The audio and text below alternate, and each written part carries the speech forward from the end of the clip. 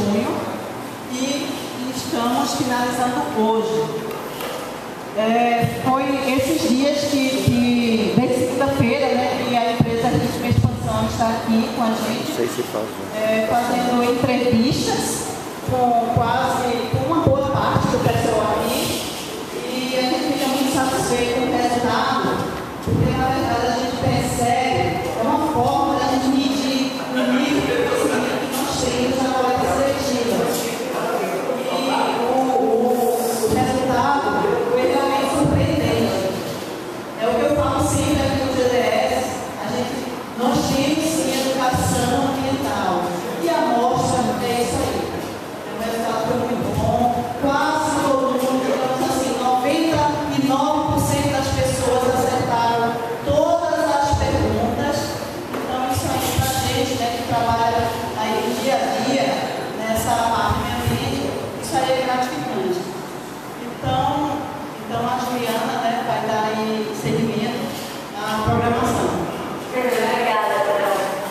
Eu estou assim, impressionadíssima como entrevistadora, né? A gente abordou, eu acho que nesses dias, 40 pessoas pelo menos, e o resultado foi incrível, assim.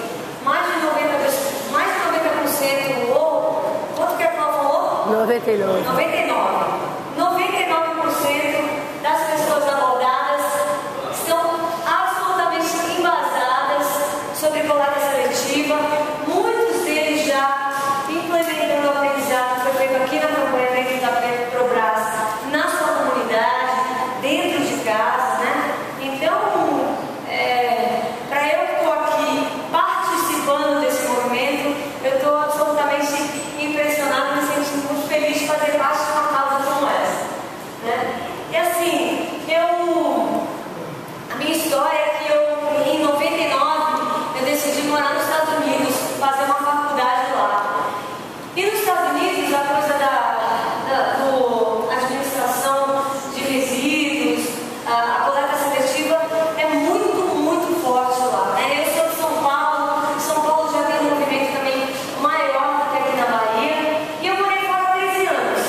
E eu me lembro que, logo que eu me mudei dos Estados Unidos, eu estava em Nova York, eu tomei um milkshake, eu estava andando nas ruas de Nova York, eu peguei esse milkshake, peguei meu copinho, botei em cima de uma mureta assim e saí andando. Veio um cara na hora, me abordou, com muita educação, falou: por favor, senhorita, só não poderia botar o seu copo naquele coletor ali? Eu fiquei até e saí assim, eu falei: oxe, gente, que ousadia esse cara não chegar assim, não sei o quê. Então, quando eu mudei dos Estados Unidos, eu não tinha a menor consciência. E logo de cara eu já tive essa visão que foi um pouco constrangedora para mim. E a partir dali eu comecei a reciclar, eu comprei coletores para ter em casa, na verdade, né? E hoje, ironicamente, voltando para o Brasil, eu paulistana decidi morar na Bahia. Porque para mim não tem lugar nenhum no Brasil que seja mais Brasil do que a Bahia. E o calor humano das pessoas aqui é muito forte, super bem recebida, e eu estou adorando por aqui. Porém, quando você fica fora muito tempo, voltar para suas raízes acaba sendo um choque cultural em alguns aspectos.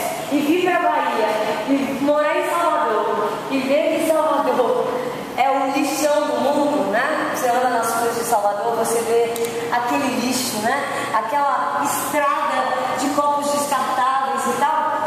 Foi um choque para mim, e ainda é. E eu falei: gente, eu não entendo por que aqui o processo de administração de resíduos é tão complicado, né?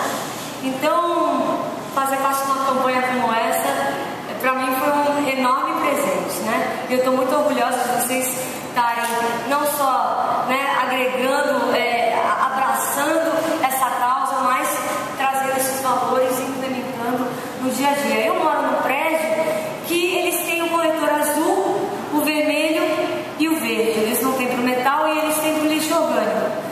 E eu sei que a pessoa que dá uma força na limpeza da minha casa, que é tipo um flat, tem serviço todo dia, uma pessoa super querida que vai na minha casa dar uma geral rapidinho, eu sei que ela não pega o meu reciclável, os meus resíduos recicláveis que eu separo na minha casa, Eu sei que ela não separa lá embaixo. Eu já percebi isso, que ela tá botando tudo.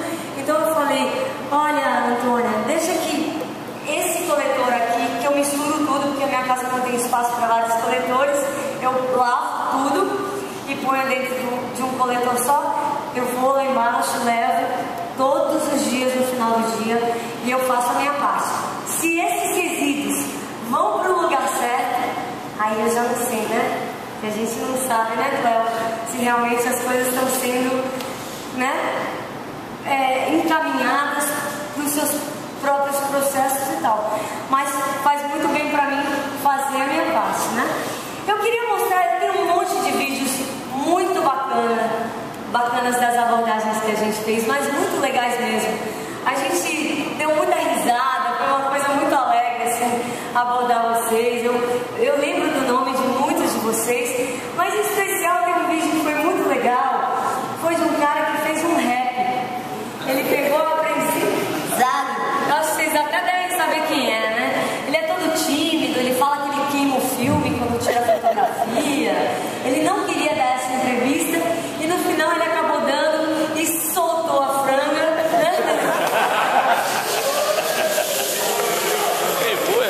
E foi muito legal, a gente fez uma coisa muito bacana. Então, opa, foi. Gente, esses materiais, instrumentos musicais aí que tem na cadeira de cada um é da empresa. Então é importante que após, né, a dinâmica seja devolvido todos, tá?